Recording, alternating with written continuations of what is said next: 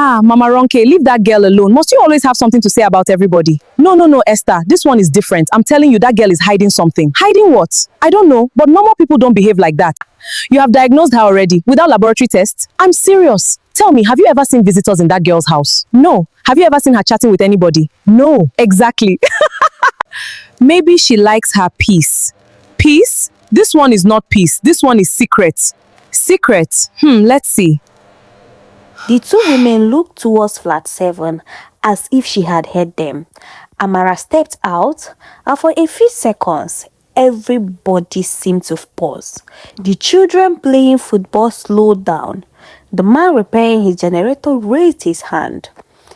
Amara was beautiful, not the type that announced itself. No, her beauty was quiet, effortless, the kind that made people look twice without knowing why. Tall, elegant, always neat, always smiling, always polite. Good afternoon, Mama Ronke. Good afternoon, Mama Esther. Good afternoon, sir. Good afternoon, children. Then, as always, she quietly walked away. Mama Ronke adjusted her wrapper. Mama Esther laughed. What is again?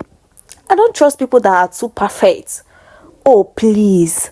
No, Esther. Watch that girl. Truth be told, nobody had a problem with Amara. Since she moved into Peaceview compound 6 months ago, she had never quarreled with anybody. She paid her bills on time. She greeted everybody. She minded her business. But somehow, that was exactly the problem. Nobody knew anything about her. And in a compound in Lagos, that alone was enough to make people uncomfortable. Then, there were those 3 days every month, without fail. 3 days. Curtains closed. She will not greet anybody. No footage. No movement. Nothing. At first, people ignored it. By the 3rd month, people noticed. By the 6th month, people had started counting. Especially Mama Ronke. Yes. That woman could count another person's problem better than her own. Oh. Yes. One evening, while some women sat outside peeling vegetables, the compound children were busy playing football. Pass, pass, pass. Jaden kicked the ball with all his strength. Too much strength. The ball rolled across the compound and stopped beneath Amara's window. Then, go bring it, one of the boys shouted. Jaden ran after it. He bent down to pick up the ball. Then suddenly, he froze, his eyes widened. Slowly, the curtain moved. Jaden blinked. Then it moved again. He dropped the ball. And before anybody understood what was happening, the boy came running back. Mommy! Everybody turned. Mommy! Mama Ronke stood up immediately. What is it? Jaden pointed towards flat 7. There is somebody inside Auntie Amara's house. The women looked at each other. Mama Esther frowned. What do you mean? Jaden swallowed hard. I saw somebody behind the curtain. Silence. Real silence. Because according to everybody in Peaceview compound, Amara had locked herself inside 2 days ago and nobody was supposed to be inside that apartment. Mama Ronke slowly stood up. For the first time in months, even she looked afraid. And little did anybody know that was only the beginning. Nobody slept with both eyes closed that night. As for Mama Ronke, hey, sleep on that woman had quarreled since Jaden shouted that afternoon. By 6 o'clock the next morning, she was already sitting outside with a cup of tea that had gone cold long ago. Her eyes fixed on flat 7. Meanwhile, Peaceview compound had woken up as usual. Children preparing for school, women rushing to work, someone shouting because NEPA had taken light again. Life was normal, only Mama Ronke was not. Mama Ronke, have you been sitting there since? Mama Esther asked, almost dropping the bread she had just bought. Mama Ronke didn't even turn. Shh. Mama Ronke, keep quiet. I am observing. Mama Esther burst into laughter. Observing what? Are you DSS? I am serious, Esther. Then she lowered her voice. That boy saw somebody. Mama Ronke, maybe he made a mistake. Jardine, that child can lie, but not with fear. Mama Esther became quiet. Truth be told, even she had been thinking about it all night, because today was day 3, the last day, the day Amara normally reappeared, and everybody was waiting, even those pretending not to care. By noon, people had started gathering outside in groups, not because anybody invited them all. Lagos compound people didn't need invitation, you know now. Then Tara returned from work. Immediately she entered the compound. Mama Ronke stood up. Tara! What happened? Nothing yet. Nothing yet? We are waiting. For what? For your friend. Tara frowned. Amara is not my friend though. Mama Ronke folded her arms. Defend her all you want. Today is day 3. Let us see if she will appear and disappear like a magician again. Tara sighed. You people should leave that girl alone. But deep down, even Tara wanted answers. 5 o'clock, nothing. 6 o'clock, nothing. Even 7 o'clock, still nothing. The light around the compound came out. Children had stopped playing. People had gone inside. Only few remained outside, including Mama Ronke, of course. Suddenly, the sound of footsteps echoed softly. Everybody turned. And there was she, Amara, walking into the compound as though nothing had happened. Fresh, neat, beautiful, holding shopping bags, smiling. Good evening, everyone. Silent, complete silence. Mama Ronke's mouth fell open. Mama Esther blinked twice. Tara stared. Because they had all been there since morning. Nobody saw her leave. Nobody saw her return. So where had she come from? Amara smiled politely. Good evening, Mama Ronke. Good evening, Mama Esther. Good evening, Tara. Then she suddenly walked past them. Mama Ronke recovered first. Amara! Amara stopped. Turn around. Yes, Mama. My dear. Mama Ronke forced a smile. Where have you been? Amara smiled softly. Oh, I was around. Mama Ronke almost choked. Around where? Amara laughed slightly. Inside. Inside? Mama Ronke looked at Mama Esther. Mama Esther looked at Tara. Tara looked confused. Inside? For 3 days? Without coming out? Without buying food? Without fetching water? Without anybody hearing anything? No, something wasn't right. That night, while everybody discussed Amara, Mama Ejiro, the landlady, finally heard about the matter. And unlike others, Mama Ejiro hated mysteries. She said quietly. I have tolerated enough. She adjusted her glasses and looked towards flat 7. Tomorrow morning, I want to speak with that young lady. Little did everybody know, tomorrow morning would bring something nobody in Peaceview compound had expected. By 8 o'clock that morning, the news already traveled from Block A to Block C. And in Peaceview compound, news transfer faster than Wi-Fi. Madam Ronke, who told you?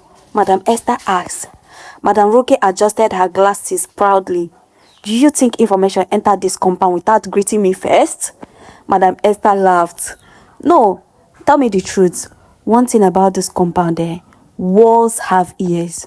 Truth be told, everybody knew Madam Ejiro didn't joke around. She was street. I'd not say wicked though. No, she's not wicked, but street. If she called you, you answered. And this morning, she had sent for Amara. Even Tara, who usually stay away from gossip, found herself standing outside with others. Not because she wanted trouble, but because curiosity had become stronger than good manners. 10 o'clock, nothing. 11 o'clock, nothing. Then suddenly, flat 7 opened. And there came Amara. Beautiful as always, fresh, elegant, as though she had not become the center of discussion in the entire compound. Good morning, everybody. Nobody answered immediately. Even Mama Ronke forgot her own name for 2 seconds. The girl was too calm, too calm. Tara smiled awkwardly. Good morning, Amara. Amara smiled back. Good morning, Tara. Then she walked straight towards Madam Ejiro's apartment. The compound became silent. Nobody wanted to miss anything. Inside Madam Ejiro's sitting room, the older woman removed her glasses and looked carefully at Amara. "My daughter." "Yes, ma. I hope everything is alright." "Everything is fine, ma." Madam Ejiro nodded slowly. "You are a good tenant." "Thank you, ma. You pay your bills." "Yes, ma. You don't quarrel." "No, ma. But..." She leaned forward. "This compound is worried about you." Amara smiled softly. "Worried?" "Yes. The whole place talks about those 3 days." Amara became quiet. Not angry, not defensive, just quiet. Madam Ejiro continued. "If you need help, tell me.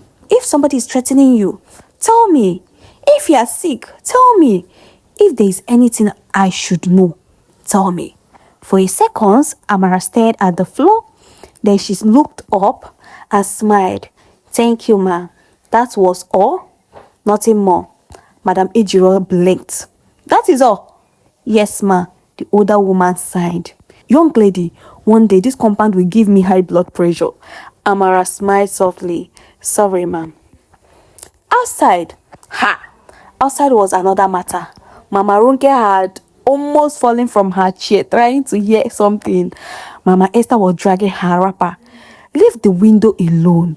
"I'm not near the window. You are bending your neck like a giraffe." "I only want to know if she's confessing." "Confessing what?" "I don't know yet." Tara couldn't help laughing. "You people need deliverance." Suddenly, the door opened. Everybody sat properly immediately, as though they had not been waiting. Amara came out smiling. "Thank you, ma." Madam Ejiro followed her. And to everyone's surprise, she said loudly, "Leave this girl alone." Madam Ronke nearly swallowed air. "What? Mind your business." "Eh?" Amara had done nothing wrong. The landlady adjusted her glasses, and I don't want anybody disturbing her again. Madam Ronke forced a smile. Of course. But inside, that woman almost exploded because Madam Ejiro had not explained anything, which means she also didn't know. That night, rain fell heavily. Most people had gone inside. The compound was quiet, except for one person, Tara. She had forgotten her umbrella in the car. As she walked back through the rain, she suddenly stopped. Her eyes widened because standing under the rain near flat 7 was Amara, barefoot, looking at the sky, smiling and speaking softly to someone, but there was no one there. Tara froze. Her heart skipped because she could hear Amara talking, but she couldn't hear anybody answering. And then Amara slowly turned and their eyes met. For a second, Tara forgot how to breathe. "Amara!" Amara blinked. "Tara!" The smile on her face disappeared. "What are you doing outside?" Tara swallowed. "No, what are you doing outside?" Amara looked up at the sky, then smiled faintly. "I couldn't sleep." "In this rain?" Amara laughed softly. "Rain calms me." Tara looked around. The compound was empty, but she had heard her. Amara had been talking. "Tara!" "Yes?" "Were you calling somebody?" Amara frowned. "No." Tara froze. "No?" "But I heard you." Amara smiled. "You probably heard the rain." And with that, she quickly walked back inside, leaving Tara standing there, confused, very confused. The next morning, Tara couldn't keep it to herself. She found Mama Ronke immediately. "Mama Ronke, ha! Good morning, oh. I saw Amara outside last night, though." Mama Ronke dropped the spoon in her hand. "What?" And she was talking. Talking to who? That's the problem. There was nobody there. Mama Ronke's eyes widened. My God. Before noon, the entire compound knew. Even people that weren't around somehow knew. Because Peace View compound and keeping secret had never been friends. By evening, everybody was outside again. Even Mama Ejiro. Enough was enough. "Go her!" Mama Ronke stood up immediately. As your assistant, Aisha, sit down there. Mama Ejiro adjusted her glasses. I didn't call you. Everybody laughed. Moments later, Amara stepped outside. Beautiful, calm, elegant as always. Good evening. Nobody answered. Mama Ejiro signed. My daughter. Yes, ma. Sit down. Amara sat down. The old woman held her hand. My child, we are worried. Amara was like, why? The whole compound talks. Amara smiled. I know. Then help us understand. Silent. For the first time, the smile disappeared from Amara's face.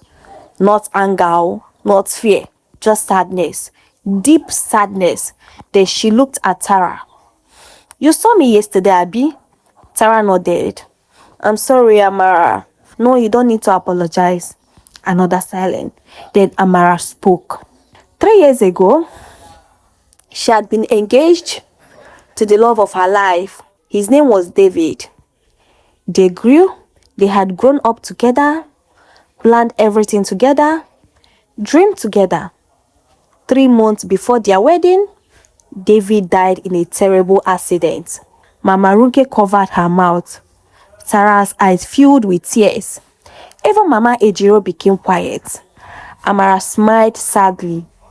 For months, I blamed God. I blamed everybody. I stopped talking. I stopped living.